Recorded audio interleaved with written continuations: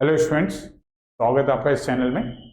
और इस चैनल में हम लोग मैथ्स की टेस्ट सीरीज हम लोग कर रहे हैं और क्लास 9, क्लास 10, क्लास 11 और क्लास 12 के थ्रू आउट द ईयर सभी चैप्टर्स के टेस्ट हम लोग इसमें करेंगे। अगर आप चैनल पर नए हैं, आपने चैनल सब्सक्राइब नहीं कर रखा है अभी तक, तो इसको सब्सक्राइब कर लीजिए ताकि आपको सभी चैप्टर्स के चैप्टर वाइज हर एक क्लास के 9, 10, 11, 12 सभी क्लासेस के मैथ्स के क्वेश्चन पेपर आपको मिलते रहे और उनके सॉल्यूशंस भी आपको मिलते रहे। तो चलिए स्टार्ट करते हैं। आज हम लोग क्लास 12 क्या कर रहे हैं। क्लास 12 में relation and function first chapter का हमने लास्ट वीडियो में सेट ए करा था। आज हम लोग सेट बी कर रहे हैं रिलेशन एंड फंक्शन का। तो स्टार्ट करते हैं क्वेश्चन इसके। पहला क्वेश्चन हमारे पास एक ए सेट दे रखा है जिसके अंदर एलिमेंट है डी, ई और एफ। एक ए सेट हमारे पास है जिसके अंदर एलिमेंट है डी, ई और एफ। और फिर कह रहा है find the number of relations on A cross ए, हमें बताना है। तो देखिए कैसे करना। फर्स्ट क्वेश्चन हमारे पास, और हमारे पास एक सेट है, सेट के अंदर है डी, ई और एफ, और number of relations A cross ए हमें बताना है। तो नंबर ए के अंदर हमारे पास जो एलिमेंट है वो कितने हैं? 3। ए के अंदर जो एलिमेंट है वो कितने हैं? 3। और नंबर ऑफ रिलेशंस जो होती हैं, अगर ए क्रॉस ए निकाल रहे हैं तो जितने ए क्रॉस ए के सबसेट्स बन सकते हैं उतने ही नंबर ऑफ रिलेशंस बन सकते हैं। तो पहले हम देखते हैं कि ए क्रॉस ए के अंदर एलिमेंट कितने आएंगे। ए क्रॉस ए के अंदर एलिमेंट आएंगे 3 × 3 9। और अगर 9 एलिमेंट है किसी सेट के अंदर तो उसके सबसेट्स कितने आएंगे? 2⁹ और इतनी ही क्या बनेंगी? Number of relations. तो यहां पे अगर आपको चाहिए number of relations on A cross ए, तो जितने सबसेट्स होंगे तो 2⁹ वहां पर हो जाएगा। आप इसे फॉर्मूले की तरीके से भी ध्यान रख सकते हैं। इसका जो फॉर्मूला होता है वो फॉर्मूले की तरीके से अगर आप इसे ध्यान रखें तो फॉर्मूला क्या होता है? 2 में n इंटू एन। n क्या है? Number of elements in set ए। तो यहां पर जाएगा 2⁵ 3 × 3, तो 2⁹ और इसका आंसर हो जाएगा 512। तो 512 जो है यहाँ पे नंबर ऑफ रिलेशंस बन सकते हैं क्योंकि 512 सबसेट है। इसी तरीके से सेकंड पार्ट की बात करें। सेकंड पार्ट में कह रहा है कि एक ए सेट है जिसके अंदर एलिमेंट है एस, यू और वी। 3 एलिमेंट इसमें भी है, एस, यू और वी। और यहां पूछा है number of symmetric relations. First में क्या पूछा था? Total number of relations. यहां पे क्या पूछा है? Number of symmetric relations. तो नंबर ऑफ सिमेट्रिक रिलेशन के लिए जो हम लोग फॉर्मूला यूज करते हैं, number of symmetric relations, number of symmetric relations के लिए फॉर्मूला होता है 2 में n + 1/2। Number of symmetric relation का ये फॉर्मूला है, जहां पर n की जो वैल्यू हमारे पास एलिमेंट कितने हैं? 3, तो n की वैल्यू 3 हो गई। तो 3 + 1/2, तो 2⁵3 × 4/2, 2 से कैंसिल हो जाएगा, 2 × 2 = 4, 2⁶, और आंसर हो जाएगा 64। तो इस तरीके से सिमेट्रिक रिलेशंस जो हम लोग यहाँ पे बना सकते हैं वो कितनी बना सकते हैं? 64 सिमेट्रिक रिलेशंस बन सकती है। चलिए नेक्स्ट क्वेश्चन पे आते हैं। इसके बाद नेक्स्ट क्वेश्चन है, एक ए सेट है हमारे पास। एक ए सेट है जिसके अंदर एलिमेंट है 1, 2, 3 और 4। और कह रहा है कि डिफाइन अ रिलेशन, एक रिलेशन हमें डिफाइन करनी है on A which have properties of being reflexive, transitive but not symmetric. एक रिलेशन हमें यहां पे लिखनी है जो रिफ्लेक्सिव होनी चाहिए। अच्छा, रिफ्लेक्सिव अगर होनी चाहिए तो रिफ्लेक्सिव के लिए आपको फिर 1, 1 तो लेना ही पड़ेगा, 2, 2 लेना ही पड़ेगा, 3, 3 लेना ही पड़ेगा, 4, 4 लेना ही पड़ेगा। हर एलिमेंट अपने आप के साथ रिलेटेड होना चाहिए तभी रिफ्लेक्सिव होता है। अब ट्रांजिटिव होनी चाहिए तो ट्रांजिटिव के लिए कुछ भी डाल देते हैं, जैसे एक 1, 2 डाल लेते हैं, 1, 2 डाल देते हैं। इसे चेक करते हैं क्या ये ट्रांजिटिव हो रही है या नहीं हो रही है। अगर हम देखें तो 1, 1 बचेगा कितना? डोमेन में बचेगा 1, रेंज में बचेगा 2, ये 1, 2 हमारे पास है। तो इसका मतलब ट्रांजिटिव तो है लेकिन ये सिमेट्रिक नहीं है। सिमेट्रिक क्यों नहीं है? क्योंकि 1, 2 है और 2, 1 इसमें नहीं है। तो ये वो रिलेशन हो गई जो रिफ्लेक्सिव है, ट्रांजिटिव है लेकिन सिमेट्रिक नहीं है।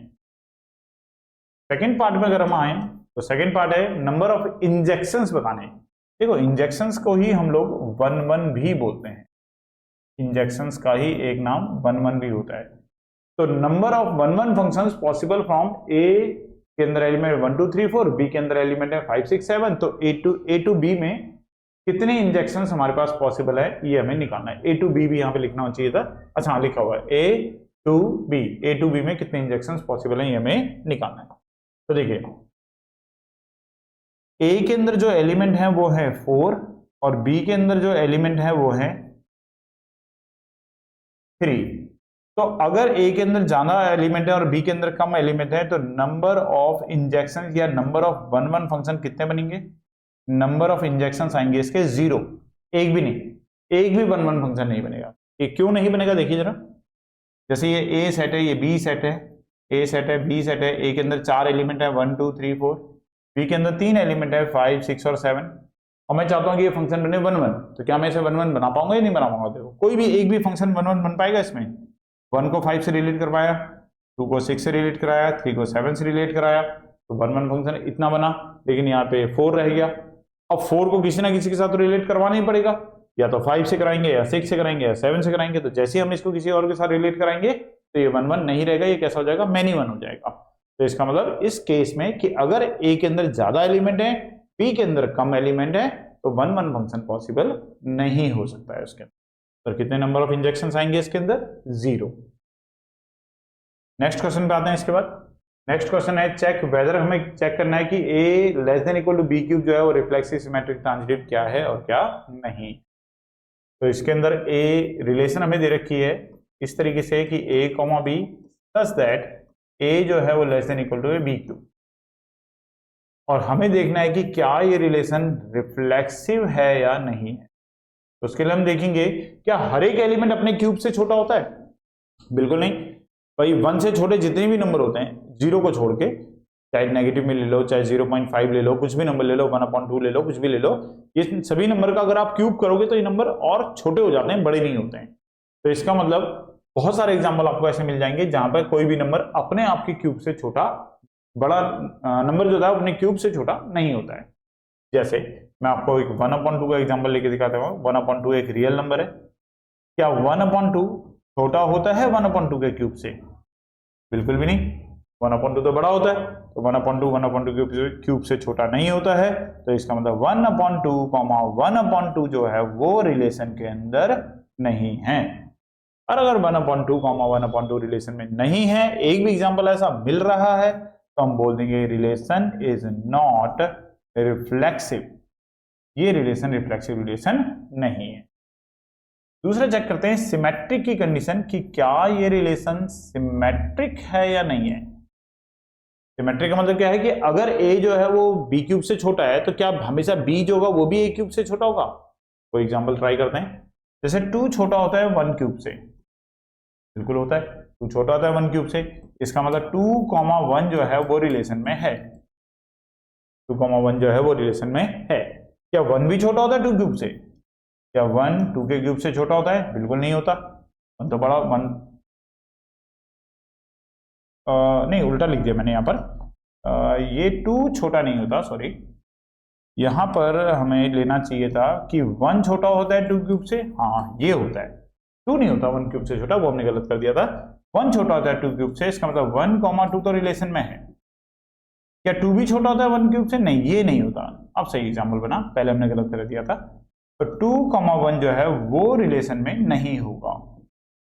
1,2 तो रिलेशन में है क्योंकि 1 तो 2 के क्यूब से छोटा है, लेकिन 2,1 जो है वो रिलेशन में नहीं है क्योंकि 2 जो होता है 1 के क्यूब का नहीं होता है, ये नहीं होता है। तो इसका मतलब ये हो गया, अगर एक भी एग्जांपल ऐसा मिल जाता है तो relation is not symmetric, relation जो है वो सिमेट्रिक रिलेशन नहीं है। अब बात करते हैं ट्रांजिटिव की, कि अगर a b के क्यूब से छोटा है, b c के क्यूब से छोटा है, तो क्या हमेशा a जो होगा वो c क्यूब से छोटा होगा। कोई एग्जांपल ऐसा ढूंढना पड़ेगा हमेशा, जहां ये कंडीशन सेटिस्फाइड ना हो तो हम बोलेंगे नॉट ट्रांजिटिव, और अगर एग्जांपल नहीं मिल पाया तो हम इसे बोल देंगे ट्रांजिटिव है। तो देखो जैसे 10 जो होता है वो छोटा होता है 3 के क्यूब से, इंप्लाइज क्या करता है कि 10,3 जो है वो रिलेशन में है। चेक कर लेते हैं कहीं इसमें भी गलती ना हो जाए। हाँ देखिए 10 है, ये 3 का क्यूब है, 3 का क्यूब 27 होता है, तो 10 छोटा हो गया 3 के क्यूब से, 27 से छोटा है। क्या 3 छोटा होता है 2 के क्यूब से, क्या 3 छोटा होता है 2 के क्यूब से, 2 का क्यूब कितना आता है 8, ये 3 है, हाँ पक्की बात है 3 छोटा होगा 2 के क्यूब से। इसका मतलब ये इंप्लाई करता है कि 3,2 जो है वो भी रिलेशन में है। अब देखो, क्या 10 2 के क्यूब से छोटा है? क्या 10 छोटा होता है 2 के क्यूब से? क्या 10 2 के क्यूब से छोटा होता है? 2 का क्यूब मतलब 8, ये 10 है। क्या 10 छोटा हुआ? नहीं, 10 तो बड़ा हुआ। तो 10 जो होता है वो 2 के क्यूब से छोटा नहीं होता है। नहीं होता है तो इसका मतलब 10,2 जो है वो रिलेशन में नहीं है। नहीं है तो ये इंप्लाई करता है कि relation is not transitive. Relation जो है वो ट्रांजिटिव रिलेशन नहीं है, रिफ्लेक्सिव भी नहीं है, सिमेट्रिक भी नहीं है, और ये रिलेशन ट्रांजिटिव भी नहीं है। तो तीनों में से कुछ भी नहीं हुआ। हमें चेक करना था कि क्या है और क्या नहीं है। तो तीनों में से कुछ भी नहीं बना, ये कोई सी भी रिलेशन नहीं बनी। नेक्स्ट क्वेश्चन पे आते हैं। नेक्स्ट क्वेश्चन में हमारे पास एक सेट है ए, जिसके अंदर एलिमेंट है 1, 2, 3। तो करना है कि number of relations containing 1, 2 and 2, 3, ऐसी रिलेशन जिनमें 1, 2, 2, 3 आएगा, which are reflexive and transitive, जो रिफ्लेक्सिव और ट्रांजिटिव होंगी बट नॉट सिमेट्रिक, लेकिन सिमेट्रिक नहीं होंगी। ऐसी हम कितने रिलेशन लिख पाएंगे यहाँ पर? 4। तो चलिए देखते हैं 4 रिलेशन बन पाएंगी या ज्यादा बन पाएंगे या कम बन पाएंगी। तो पहली रिलेशन ट्राई करते हैं बनाने की। अगर रिफ्लेक्सिव लेना है तो आपको 1, 1, 2, 2 और 3, 3 तो लेना ही पड़ेगा, ये तो मैंडेटरी है। रिफ्लेक्सिव के लिए हर एलिमेंट अपने आप के साथ रिलेटेड तो होना ही चाहिए। नेसेसरी कंडीशन ये भी दे रखी है कि 1, 2 भी होना चाहिए और 2, 3 भी होना चाहिए। अब 1, 2 है, 2, 3 है और मुझे ट्रांजिटिव रखना है तो मुझे 1, 3 रखना ही पड़ेगा। 1, 2 है, 2, 3 है, मुझे ट्रांजिटिव चाहिए तो मुझे 1, 3 तो रखना ही पड़ेगा। तो इसका मतलब इतना तो ये बन गया। और ये वो भी नहीं है, क्या सिमेट्रिक भी नहीं है, क्योंकि 1, 2 है, 2, 1 नहीं है। तो इसका मतलब ये रिलेशन हमारी रिफ्लेक्सिव है, ट्रांजिटिव है, क्योंकि 1, 2 है, 2, 3 है और 1, 3 भी है, तो ट्रांजिटिव भी है पर सिमेट्रिक नहीं है। एक बन गई। दूसरी बनाते हैं।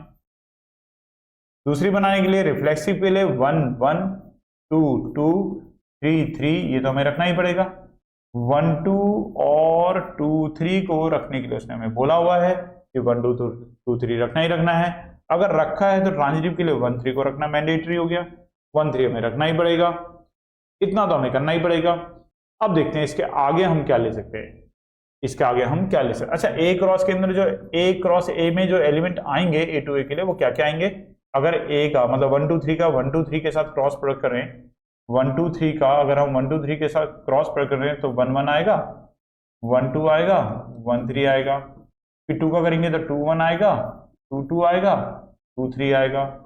फिर 3 के साथ करेंगे तो 3, 1 आएगा, 3, 2 आएगा और 3, 3 आएगा। मतलब जो भी एलिमेंट लेने हमें यहीं से लेने, जो भी एलिमेंट लेने हमें ए क्रॉस ए के सेट में से, इसी ग्रुप में से लेने हैं।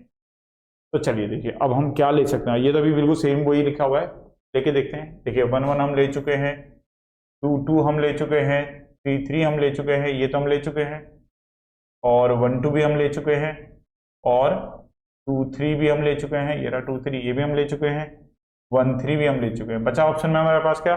2, 1 बचा, 3, 1 बचा और 3, 2 बचा। कोई एक लेके देखते, कुछ भी एक लेके देखते हैं। जैसे 2, 1 ही लेके देख लेते हैं, 2, 1 लेके देखते हैं। चलो अब देखते हैं क्या ये, देखिए सिमेट्रिक तो नहीं है, सिमेट्रिक तो नहीं है क्योंकि 2, 3 है, 3, 2 नहीं है।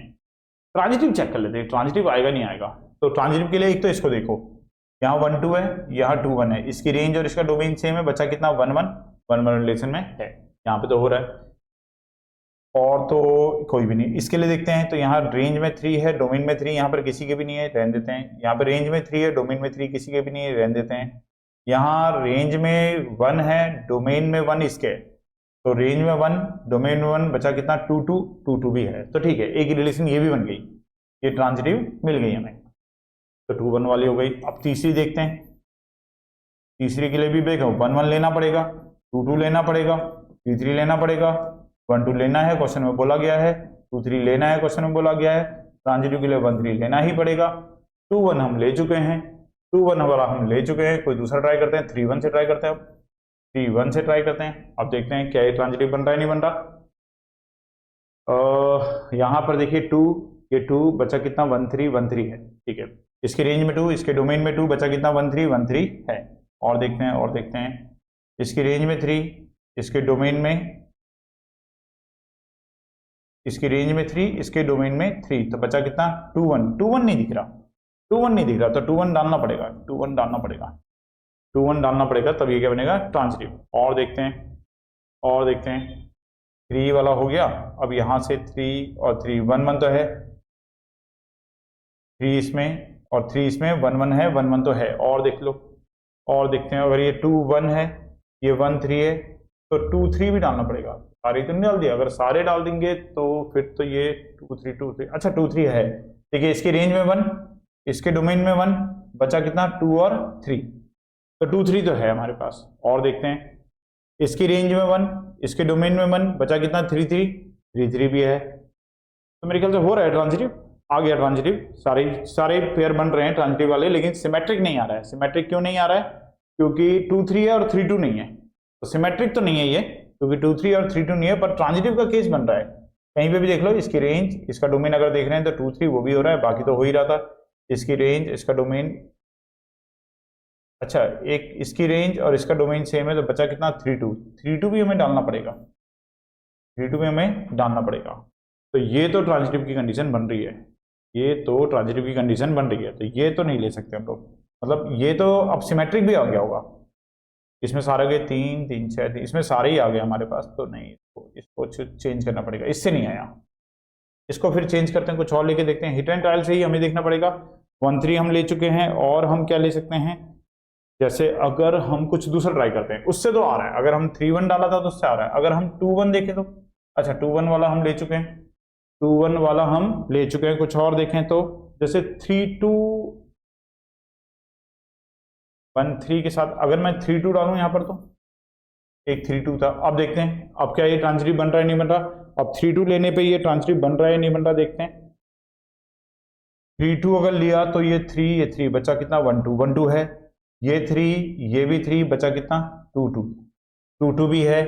और देखो क्या क्या बन सकता है, जिसकी रेंज और डोमेन सेम हो, इसकी, इसमें यहाँ पे 2 है, यहाँ पे 2 है, बचा कितना, 1 3, ये तो हम ले चुके हैं, यहाँ पे 2 आ गया। अब मेरे ख्याल से आ गया है, यहाँ पर देखिए सारे आ रहे हैं, 2, ये 2, बचा कितना, 3 3 3 3 है, और यहाँ पर रेंज में 3, यहाँ पे डोमेन में 3, बचा कितना, 1 2 1 2 भी है, तो ठीक है, एक ये रिलेशन बन गई हमारी। एक ये रिलेशन जो है ये सिमेट्रिक नहीं है। सिमेट्रिक क्यों नहीं है, क्योंकि इसमें 1 2 है, 2 1 इसमें नहीं है, तो सिमेट्रिक तो नहीं है, पर ट्रांजिटिव है, तो 3 बन गई। एक और ट्राई करनी है, अच्छा एक और ट्राई करनी है, तो ये तो लेना पड़ेगा, 1 1 लेना पड़ेगा, 2 2 भी लेना पड़ेगा, 3 3 भी लेना पड़ेगा, 1 2 तो बोला ही हुआ था, 2 3 भी बोला ही हुआ था, 1 3 लेना पड़ेगा। हमने पहले 2 1 डाल के देखा, 2 1 से आ गया, फिर हमने 3 2 डाला तो 3 2 से बन गया। अब अगर हम इसमें 3 1 अगर डालें, तो 3 1 वाला केस हमने अभी लिया था, अभी हमने जो केस लिया था भाई, हमने 2 1 वाला लिया, 2 1 से आ गया, और हमने 3 2 वाला लिया, 3 2 से भी आ गया, अब ये 3 1 ही बचा हुआ है। 3 1 डाल के देखते हैं, चलो ये बात दोबारा देखते हैं कि ट्रांजिटिव बन रहा है, नहीं बन रहा है वाला। देखिए अगर इसकी रेंज में 1 है, इसके डोमेन में 1 है, तो बचा कितना, 3 2 डालना पड़ जाएगा। अब यहाँ पर 3 2 हमें डालना पड़ जाएगा, और अब इसके बाद यहाँ पर 3 2 डालने के बाद अगर इसकी रेंज में 1 है, और अब देखते हैं, इतने से देखते हैं, 3 2 9 तो नहीं हुए ना पूरे, अभी नहीं, अभी 8 हुए हैं, अभी एक बचा हुआ है, तो देखते हैं ये वाला हमारा ट्रांजिटिव बन रहा है, नहीं बन रहा है। इसके सारे केस चेक करें, इसकी रेंज में 2, ये वाला तो ठीक था, इसकी रेंज में 2 है, इसके डोमेन में 2 है, बचा कितना, 3 3 3 3 है, इसकी रेंज में 1 है, इसके डोमेन में 1 है, बचा कितना, 3 3 भी हमारे पास है। और क्या हो सकता है, जैसे इसकी रेंज में 3 है, इसके डोमेन में 3 है, बचा कितना, 1 1 भी हमारे पास है, इसकी रेंज में 3 है, इसके डोमेन में 3 है, बचा कितना, 1 2 भी हमारे पास है। तो बस बन गया मेरे ख्याल से, अब आ गया, सारे ट्रांजिटिव इसमें आ गए, सारे केस इसमें बन गए, और सिमेट्रिक नहीं है। ट्रांजिटिव के तो सारे केस बन रहे हैं, पर ये सिमेट्रिक नहीं है। सिमेट्रिक क्यों नहीं है, क्योंकि 1 2 है और 2 1 नहीं है, और 2 1 हमें ट्रांजिटिव के लिए लाने की कोई जरूरत भी नहीं पड़ रही है। तो इस तरीके से हमारे पास 4 रिलेशन यहाँ पे तैयार हुई हैं। इसके बाद हमारी कोई रिलेशन इसमें नहीं बन पाएगी, इसके बाद कोई भी रिलेशन इसके अंदर नहीं बन पा रही है। तो इस तरीके से हमारे पास 4 रिलेशन बनी, जो रिफ्लेक्सिव हैं, जो रिफ्लेक्सिव है, ट्रांजिटिव है, लेकिन जो सिमेट्रिक नहीं है। ऐसी कितनी रिलेशन बन पाई, यहाँ पर 4 बन पाई। तो बना के हमें इसे देखना पड़ेगा। चलिए नेक्स्ट क्वेश्चन पे आते हैं। इसके बाद यही क्वेश्चन में प्रूव करने के लिए बोला गया था। नेक्स्ट क्वेश्चन है, एक फंक्शन है हमारे पास z टू z का, और फंक्शन इस तरीके से देखा है f(x) = x² + x। क्लासिफाई करना है इसको, ये इंजेक्शन है, सरजेक्शन है, बाइजेक्शन है, क्या है क्या नहीं है। इंजेक्शन मतलब 1 1 है या नहीं है, सरजेक्शन मतलब ऑन टू है या नहीं है, बाइजेक्शन मतलब दोनों चीज होगी या नहीं होगी। तो चलिए सबसे पहले हम इंजेक्शन ट्राई करते हैं कि क्या ये इंजेक्शन है या नहीं है। इंजेक्शन को ही हम लोग क्या बोलते हैं, इंजेक्शन को ही हम लोग 1 1 भी बोलते हैं। तो इंजेक्शन का तरीका होता क्या है, हम लेके चलते हैं f(x1) = f(x2)। दो तरीके होते हैं 1 1 चेक कराने के। अगर f(x1) = f(x2) है और आपने x1 = x2 प्रूफ कर दिया तो इसका मतलब फंक्शन 1 1 हो जाएगा। एक तो ये होता है 1 1 का। एक होता है कि अगर x1 x2 के बराबर नहीं है तो f(x1) भी f(x2) के बराबर नहीं होना चाहिए। फिलहाल हम f(x1) = f(x2) लेके चल रहे हैं। अगर ये f(x) है तो f(x1) की वैल्यू होगी x1 का स्क्वायर प्लस x1, f(x2) की मतलब होगा x2 का स्क्वायर प्लस x2। एक तरफ ले लें अगर तो x1 स्क्वायर माइनस में आ जाएगा x2 स्क्वायर, प्लस यहाँ पर x1 है, ये इधर आएगा तो माइनस में हो जाएगा x2 और इक्वल टू में है 0। a² - b² की आइडेंटिटी कहती है एक बार इसे प्लस करो और एक बार इसे माइनस करो, प्लस में आएगा x1 माइनस x2। अब ये x1 माइनस x2 फिर से कॉमन ले लो, बचेगा x1 प्लस x2 प्लस 1 रह जाएगा इक्वल टू 0। अब प्रोडक्ट अगर 0 के इक्वल है तो x1 minus x2 equal to 0, एक बार ये 0 के इक्वल होगा और एक बार x1 प्लस x2 प्लस 1 जो होगा वो 0 के इक्वल होगा। तो यहां से तो आ गया x1 इक्वल टू x2 जो कि 1 1 की कंडीशन होती है। अब ये देखना पड़ेगा कि ये एग्जिस्टिंग है या नहीं है। अगर ये डोमेन पे एग्जिस्टिंग आ गया, ये भी एग्जिस्टिंग हो गया, तब तो 1 1 नहीं होगा क्योंकि ये भी एग्जिस्टिंग है, ये भी एग्जिस्टिंग है। और अगर ये ऐसा हुआ कि एग्जिस्टिंग नहीं है तो फिर ये 1 1 हो जाएगा। अब इसके लिए हमें डोमेन देखना पड़ेगा। हमारा डोमेन क्या है, फंक्शन हमारा क्या था, फंक्शन था हमारा z टू z। तो x1 की वैल्यू भी इंटीजर होनी चाहिए और x2 की वैल्यू भी z होनी चाहिए, मतलब इंटीजर होनी चाहिए। तो क्या दो इंटीजर हम ऐसे ले सकते हैं कि जिनको प्लस करने पर माइनस बनाए? बिल्कुल ले सकते हैं।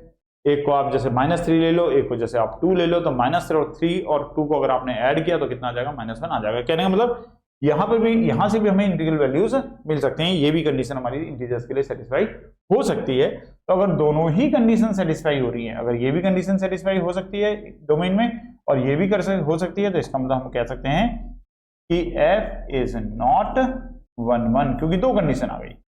अगर ये एग्जिस्टिंग नहीं होता, अगर ये एग्जिस्ट, जैसे नेचुरल नंबर होता अगर डोमेन में, तो नेचुरल नंबर पे कोई भी दो नेचुरल नंबर ऐसे नहीं होते उनको प्लस करके -1 आ जाए तो ये 1 1 हो जाता। पर फिलहाल ये 1 1 नहीं है। दूसरा हम चेक करते हैं इसका सरजेक्शन, मतलब ऑन टू, कि क्या ये ऑन टू है या नहीं है। तो ऑन टू के लिए हम लोग लेट करते हैं फंक्शन को y, तो y इक्वल हो जाएगा x² प्लस x। चलिए अब इसको चेक करते हैं। तो ऑन टू में चेक करने के लिए पहले हमें यहां से x सेपरेट करना है, पर x² भी और x भी है। तो ऐसी कंडीशन में अगर x आपको सेपरेट करना है तो यहां पे आपको बनाना पड़ेगा परफेक्ट स्क्वायर। वो कैसे बनाएंगे, उसका तरीका क्या होता है, x² है प्लस x है, x का कोएफिशिएंट 1 है, जो भी x का कोएफिशिएंट है उसके हाफ के स्क्वायर को एक बार प्लस कर लेते हैं और एक बार माइनस कर लेते हैं। ये परफेक्ट स्क्वायर का तरीका है। लेकिन ये जरूरी है कि x² का कोएफिशिएंट 1 होना चाहिए। अगर 1 नहीं हुए तो पहले 1 बनाना पड़ेगा। अगर फिलहाल यहाँ पे तो 1 ही है, तो x का कोएफिशिएंट 1 है तो 1/2 के स्क्वायर को प्लस किया और माइनस किया, तो y इक्वल टू हो गया x प्लस 1/2 का होल स्क्वायर, और ये आ गया 1/4, और 1/4 इधर आएगा तो y plus 1/4 equal to x plus 1/2 का होल स्क्वायर। ये यहाँ पे 1/4 है, यहाँ पे 1/4 है, x प्लस 1/2 का होल स्क्वायर, और यहाँ अगर एलसीएम ले लेंगे तो 4 आ जाएगा और 4y प्लस 1 और इक्वल टू x प्लस 1/2 का होल स्क्वायर। स्क्वायर हटाएंगे तो रूट लग जाएगा, तो square root of 4y plus 1/4 equal to x plus 1/2। Upon में भी यहाँ पे 4 का अगर अंडर रूट करेंगे तो ये 2 हो जाएगा।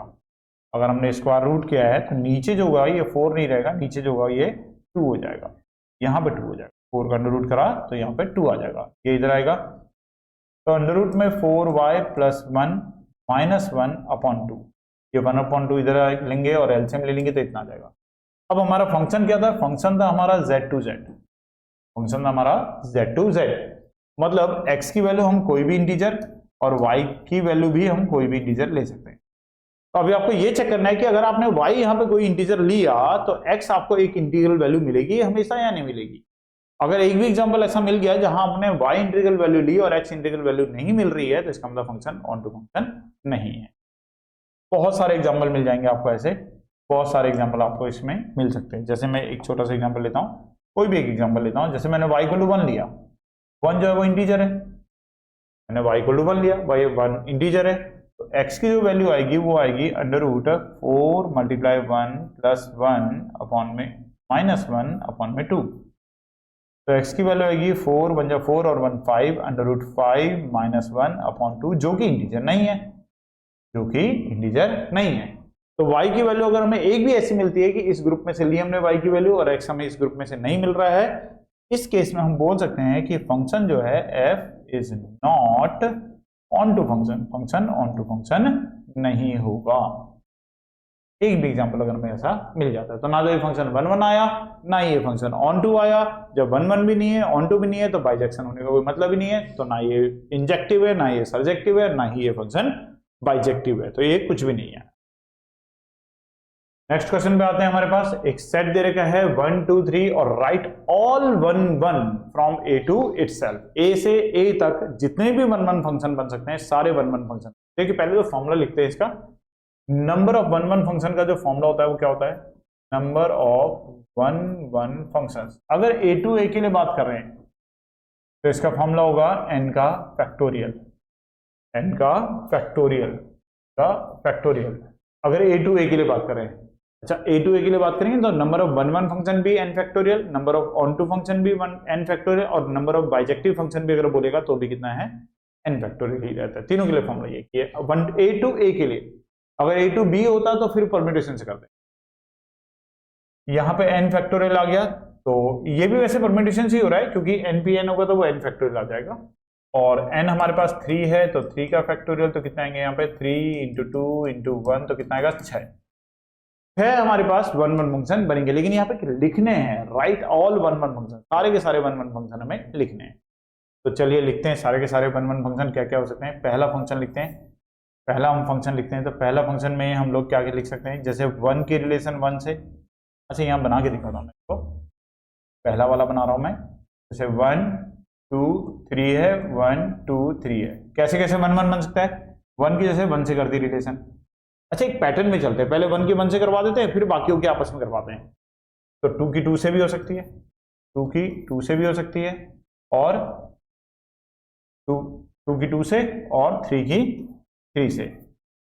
एक तो ये हो गया, एक तो ये हो गया। दूसरा क्या हो सकता है कि जैसे 1 की तो 1 से ही रहने देते हैं, 1 की 1 से रहने देते हैं, फिर 2 की 2 से ना करवा के 2 की से करवा देते हैं 3 से, 2 की 3 से और 3 की 2 से, 2 की 3 से और 3 की 2 से। एक ऐसे हो सकता है, एक ये 1 1 फंक्शन है। एक ऐसा हो सकता है कि हम 1 की करवाएं 2 से, हम 1 की रिलेशन करवाएं 2 से, 1 2 3, यहाँ पे जैसे 2 3 1, 1 की रिलेशन 2 से ले लेते हैं। तो फिर अब इनको रिलेट करवाएंगे, 2 को 3 से रिलेट करवा दो और 3 को 1 से रिलेट करवा दो। एक ये हो गया 1 1 फंक्शन। इसी में एक और भी हो सकता है 1 2 1 2, फिर 2 की करवा दो 1 से और 3 की करवा दो 3 से, 2 की करवा दो 1 से और 3 की करवा दो 3 से। एक ये भी हो सकता है। 1 2 वाले हो गए, अब 1 3 वाला ले लेते हैं। अब 1 3 वाला ले लेते हैं। 1 3 से कैसे हो सकता है? तो इसके लिए कैसे? सेम इसी पैटर्न में, अगर 1 2 3 है, यहाँ 3 1 2 कर लेते हैं, तो 1 की 3 से, 1 की 3 से हो गई। अब 2 की 1 से, 3 की 2 से, 2 की 1 से, 3 की 2 से, और दूसरी बारी में इसको क्रॉस में ले लेते हैं। एक तो सामने सामने के ले लिए, अब एक क्रॉस में ले लेते हैं कि 1 की तो 3 से और 2 की ले लेते हैं 2 के साथ, 3 की ले लेते हैं 1 के साथ, 2 की रिलेशन 2 के साथ और 3 की रिलेशन 1 के साथ। बस मेरे ख्याल से इतने ही बन पाएंगे। तो 6 हमारा था कि 6 1 1 फंक्शन बन सकते हैं, और 6 के 6 1 1 फंक्शन हमने यहाँ पे बना के दिखा दिए। First second third fourth fifth और सिक्स्थ, 6 के 6 हमने 1 1 फंक्शन यहाँ पर बना दिए। तो सारे के सारे 1 1 फंक्शन हमें यहाँ पे लिखने थे। नेक्स्ट क्वेश्चन पे आते हैं। इसके बाद लास्ट क्वेश्चन है ये इस आज के सेट का। एक नेचुरल नंबर का है और रिलेशन इस तरीके से डिफाइंड है, A comma B related with C comma D, और ये इंप्लाई करता है कि A D equal to B C. तो जैसे कि मैंने पहले भी आप लोगों को बता रखा है कि इसको हम पढ़ेंगे इस तरीके से नहीं, A D equal to B C करके नहीं पढ़ेंगे। इसको पढ़ने का तरीका हमारा क्या रहेगा, हम इसको नंबर देंगे, ये नंबर 1 है, ये नंबर 2 है, ये नंबर 3 है, ये नंबर 4 है। तो रिलेशन ये है कि 1 की मल्टीप्लाई 4 के साथ इक्वल टू 2 की मल्टीप्लाई 3 के साथ, मतलब 1 इंटू 4 इक्वल टू 2 इंटू 3, ये रिलेशन है। 1 into 4 equal to 2 into 3। A B C D ऐसे मत बोलिए, 1 2 3 4 करके बोलिए, आसानी से समझ में आएगी। तो चलिए, और हमें चेक करना है कि ये इक्विवेलेंस है या नहीं है। तो सबसे पहले हम लोग क्या चेक करेंगे, इसका रिफ्लेक्सिव, कि क्या ये रिलेशन रिफ्लेक्सिव है या नहीं है। तो अगर मुझे दिखाना है कि रिलेशन इज रिफ्लेक्सिव, उल्टा चलते हैं, रिवर्स चलेंगे। अगर मुझे दिखाना है रिलेशन रिफ्लेक्सिव है तो मुझे दिखाना पड़ेगा कि ए बी जो है वो रिलेटेड है ए बी के साथ। रिफ्लेक्सिव का यही मतलब होता है कि ए बी की रिलेशन ए बी के साथ होनी चाहिए। रिलेशन क्या है कि first into fourth equal to होना चाहिए सेकेंड इंटू थर्ड के। First into fourth equal to होना चाहिए सेकेंड इंटू थर्ड के। तो हाँ बिल्कुल होगा, बिल्कुल होगा। ए बी जो होगा वो ए बी के तो बराबर होता ही है, ए बी के बराबर होता है। ए बी को हम बी ए लिख सकते हैं। अगर A B equal to B A हो गया तो इसका मतलब ए बी रिलेटेड आ गया किसके साथ, ए बी के साथ, और रिलेशन हो जाएगी रिफ्लेक्सिव। दूसरी बात करते हैं सिमेट्रिक की, कि क्या ये रिलेशन सिमेट्रिक है या नहीं। तो सिमेट्रिक में क्या होता है कि अगर हम लेके चल रहे हैं कि ए बी रिलेटेड है सी डी के साथ, तो और हम दिखाना चाहते हैं कि रिलेशन कैसी है, ये सिमेट्रिक। अगर हमें दिखाना है कि रिलेशन जो है वो सिमेट्रिक रिलेशन है, तो सिमेट्रिक के लिए हमें दिखाना ये पड़ेगा कि सी डी जो है वो रिलेटेड है ए बी के साथ, ऐसा हमें दिखाना पड़ेगा। थोड़ा सा रिवर्स चलेंगे, उल्टा चलेंगे। अच्छा, सी डी को रिलेटेड ए बी के साथ हम कब बोलेंगे, जब फर्स्ट इंटू फोर्थ इक्वल होगा सेकेंड इंटू थर्ड के इक्वल होगा। जब अगर हमने ये प्रूव कर दिया कि C into B equal to D into A है, तो हम बोल पाएंगे कि हाँ C D related A B है। अब देखते हैं ऊपर से ये चीज बन रही है नहीं बन रही। ये रिलेशन कहती है कि first into fourth equal to second into third. अब इस BC को पहले लिख लो, इस AD को बाद में लिख लो, तो BC इक्वल टू AD हो गया। BC को पलट के लिखेंगे हम CB, AD को पलट के लिखेंगे तो D। इस तरीके से अगर देखिए, अब इसको ऊपर से देखिए, AD इक्वल टू BC था, BC को पहले लिखा, AD को बाद में लिखा, फिर BC को पलट दिया तो CB हो गया, AD को बदला तो DA हो गया। जैसे CB इक्वल टू DA हुआ, CD रिलेटेड आ गया AB के साथ, और रिलेशन कैसी हो गई, सिमेट्रिक हो गई। तीसरी बात करते हैं ट्रांजिटिव की, कि क्या ये रिलेशन ट्रांजिटिव है या नहीं है। ट्रांजिटिव के लिए क्या होता है कि अगर AB रिलेटेड है CD के साथ, अगर AB रिलेटेड है CD के साथ, इसके अलावा एंड अगर CD जो है वो भी रिलेटेड है EF के साथ, और आप दिखाना चाहते हो रिलेशन को ट्रांजिटिव, आप दिखाना चाहते हो कि रिलेशन जो होनी चाहिए कैसी आ जानी चाहिए, ट्रांजिटिव आ जानी चाहिए। तो ट्रांजिटिव दिखाने के लिए आपको यह दिखाना पड़ेगा कि AB रिलेटेड है EF के साथ। अगर AB CD से रिलेटेड है, CD EF से रिलेटेड है, आपको ट्रांजिटिव दिखाना है तो आपको दिखाना पड़ेगा कि AB जो है रिलेटेड है EF के साथ। इस रिलेशन का मतलब यह है कि first into fourth equal to second into third. इस रिलेशन का मतलब है कि first into fourth equal to second into third. इस रिलेशन, ये रिलेशन तब आएगी जब first into fourth equal to होगा सेकेंड इंटू थर्ड के। इधर से यूज करके हमें ये लाना है। अगर हम ये लिया है तो इसका मतलब AB रिलेटेड EF के साथ आ जाएगा। ये लाना है हमें, AF इक्वल टू B। अब देखते हैं ऊपर से ये आ रहा है नहीं आ रहा है। यहां रिलेशन में A है, B है, E है, F है, C और D नहीं है। तो यहां से C और D को एलिमिनेट करना है। एलिमिनेट करने के लिए क्या करेंगे कि D इधर भेज दो, B इधर भेज दो, तो A upon B equal to कितना जाएगा, C upon D, first equation. And यहां से अगर C अपॉन D निकालेंगे तो वो आ जाएगा E अपॉन में F, सेकेंड इक्वेशन। अगर हम दोनों इक्वेशन को देखें from equation first and second, तो तो ये सी अपॉन डी के इक्वल है, ये भी सी अपॉन डी के इक्वल है, तो यहां से आता है कि ए अपॉन में बी जो होगा वो इक्वल होगा ई अपॉन एफ के।